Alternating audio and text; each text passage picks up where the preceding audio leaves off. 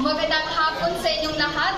Kami nga po pala ang pangkat-anim na kinabibinyangan ni Rachel Dumagit, Justin Awas, April Faye Namukatkat, at yours truly, Maria Teresa Salamanca. So, ngayon po, tatalakayin natin ang mga karagdagang teoryang panitikan.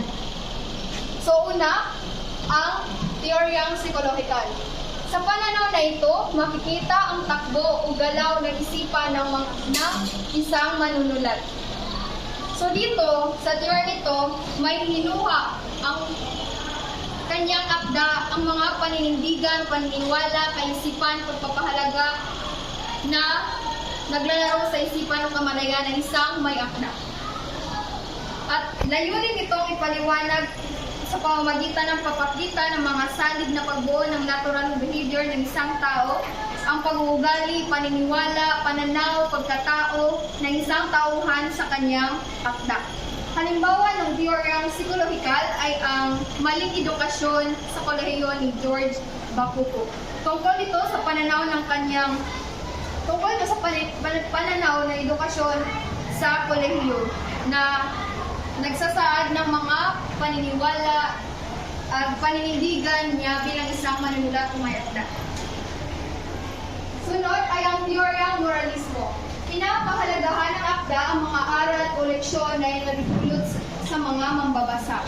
So dito sa teoryang moralismo, pinapahalagahan ang moralidad, ang disiplina at ang kaayusang nakapaloob sa akda. Ito ay nagsasaad rin ng mga katotohanan. Layunin nitong ilahad ang iba't ibang pamantayang sumusukat sa moralidad ng isang tao, ang pamantayan ng tama at mali.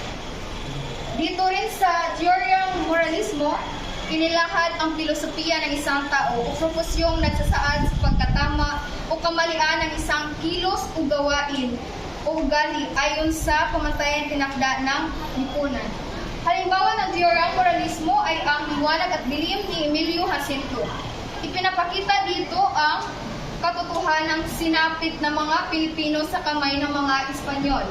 Ipinapakita rin dito na madali tayong naaakit sa kanilang layunin ng mga mananakop na sundin o nahumaling tayo na igalang ang kanilang kapangyarihan. So, dito sa moralismo, dapat sana ay tama ay ang moralismo dito sinasaad dito ang mga moral ng isang tao, ang tama, pero naglalahad din ito ng mga mali na kung saan tayo mga tao ay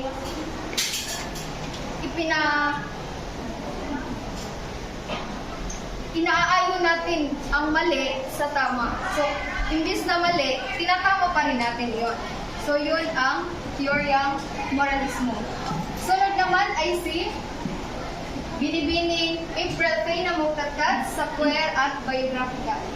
So ngayon, atin namang tatalakayin ang teoryang queer. So ang teoryang queer ay nakasentro sa homosexual at yung mga kabilang sa LGBT. So ang layunin nito ay iangat at pagpapantayin sa paningin ng lipunan ng mga homosexual. Kung ang mga babae ay may feminismo, ang mga homosexual naman ay may queer. Sa teoryang queer, masasalamin ang katotohanan tungkol sa diskriminasyon sa ating lipunan sa mga LGBT. Sa paraang ito, mabubuksan ang isipan ng mambabasa na isulong ng pagkapantay-pantay ng karapatan.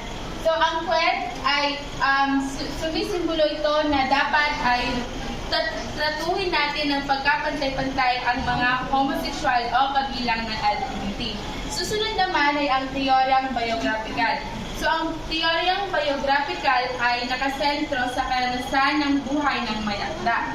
So, ang layunin ng teoryang biographical ay ipamalas ang karanasan o kasagsagan sa buhay ng may akda. Sa panitigang biographical ay mababasa natin dito ang karanasan sa buhay ng may akda.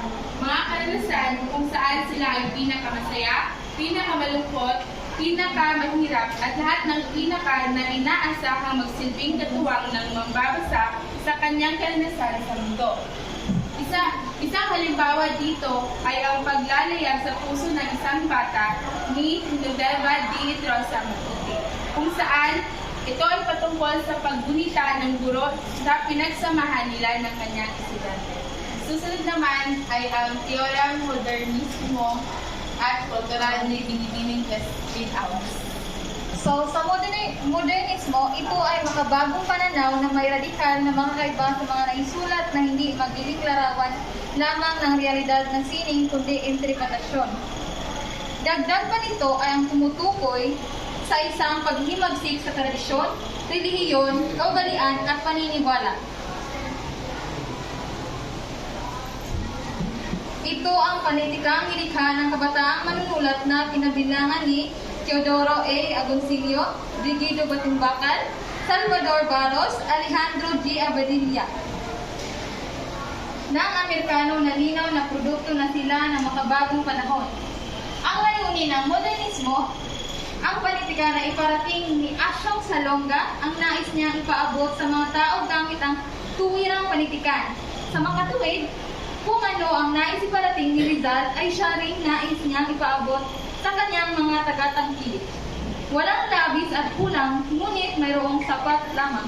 Walang halong simbolismo at walang halong kalukuhan, at hindi kailangan ng malimaling pagsuri at paggunawa. Susunod naman ang kultural.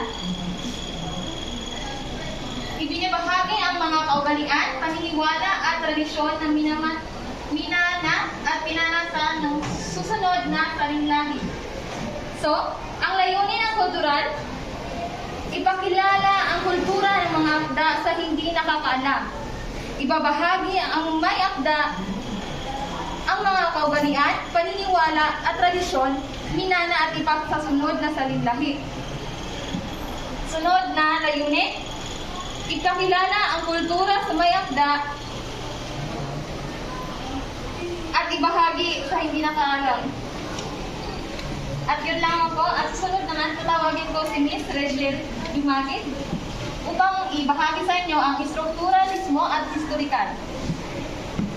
So, ang historikal, ipinapakita ang karanasan ng isang Pilipinang tao na siyang masasalamin sa kasaysayan at bahagi ng kanyang pagkakuhol. Sa salitang historikal o kasaysayan, tinutuklas ng pagbabagong nagaganap sa wika at pagmulat na naganap dito katulad ng ginagamit ng mga sinaunang lahi o sa mga sinaunang manunulat. Halimbawa ng akdang historikal ay ang No Limitante o Touch Me Not ni Jose Rizal na naglalaman ito ng pang-abusong ginagawa ng pari noong panahon ng Kastila sa kasaysayan. Habang ang strukturalismo naman ay wikang ginagamit ang denotasyon at konotasyon, antas ng mga salita at kaampuan nito.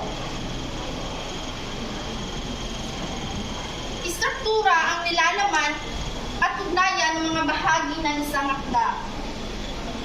Ito ay nakaugat sa paniniwalang ang kahulugan ay maaari lamang mapanitaw kung ito ay tinitingnan ng mas malawak ng istruktura. Ang kahulugan ay nagpapakaloob sa sistema ng wika na nakadepende na sa actual na sinasabi o binibigkas. Ang kahulugan ay nakapaloob sa sistema ng wika o langue na nakadepende naman sa actual na sinasabi o binibigkas o parole. Ang halimbawa ng strukturalismo ay ang Plastic Boy ni Herman B. Herbasio. Ang laksa ng tula ay tungkol sa buhay ng taong makikita natin sa lansangan na naglalako ng mga plastic. Mga taong minsan ay tinutulungan pero mas nakikisama pa sa kanilang panig. At ito ang mga karagdagang theory of political. Ito lamang ko at maraming salamat.